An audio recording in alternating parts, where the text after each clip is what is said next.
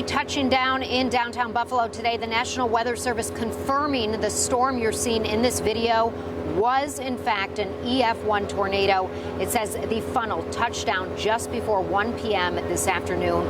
Here's what the National Weather Service believes it made contact, where it made contact at the intersection of Niagara and Carolina Streets. You may recognize this area if you have ever taken the Niagara Street exit off the 190.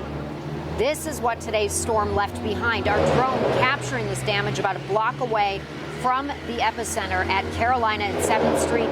You can see debris from the trees littering the streets. A tree actually fell over onto parked vehicles in that lot. And tonight we are here live in Buffalo on the corner of Georgia and Prospect. Right behind me, crews have been working to clean up the mess that the storm left behind here. Several trees down. And the good news tonight from what we're hearing from officials is that there are no reports of any injuries. We'll continue to monitor that. And this video we want to show you right now that we captured here on Prospect Street shortly after the storm. It is easy to understand why police had to shut down the road. Down trees covering both sides of the street. Multiple cars crushed.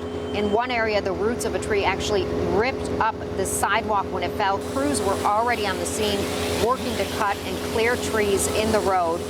And we will be checking in with our crew from another hard-hit location. We have team coverage tonight. Our crew's working really hard, as they have been since this touchdown. So we're going to check in on Johnson Park just ahead. The damage there includes several trees as well, knocked over, some road signs essentially bent in half.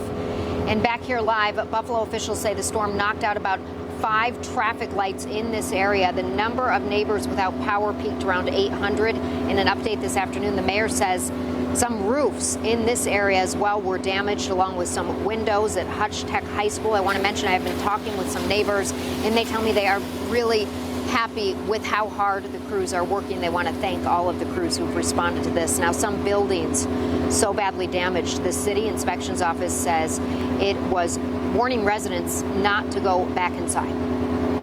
As our inspectors go through, we'll look for the most dangerous situations. In some instances, people may not be able to go back home tonight. We will post a buildings unsafe placard on those buildings, and we will work with our team members and citizen services in different areas of the city to help folks find alternate housing for the night in those instances. But please keep an eye out for those buildings unsafe. If we do post that, you don't want to go back into your building. We don't do that when we don't have to. The Erie County executive says a senior living facility nearby on 7th Street had severe roof damage. It displaced 35 residents.